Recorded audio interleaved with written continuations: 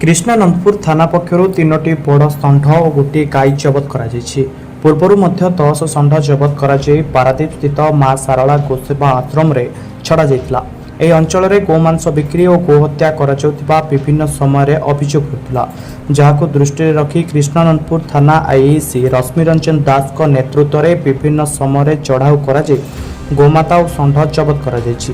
ତେବେ ଆଜି ସ୍ଥାନୀୟ ଜଣଙ୍କ ଘର ପଛପଟେ ତିନୋଟି ଷଣ୍ଢ ଗୋଟିଏ ଗାଈ ବନ୍ଧାଯାଇଥିବା ଖବର ମିଳିବା ପରେ ଏକ ସ୍ୱତନ୍ତ୍ର ଟିମ୍ ସହିତ ନିଜେ ଆଇଆଇସି ଘଟଣାସ୍ଥଳରେ ଚଢ଼ାଉ କରିଥିଲେ। ଉକ୍ତ ଷଣ୍ଢ ଓ ଗାଈକୁ ସେଠାରୁ ଉଦ୍ଧାର କରି ଗୋଶାଳାକୁ ପଠାଇ ଦିଆଯାଇଛି।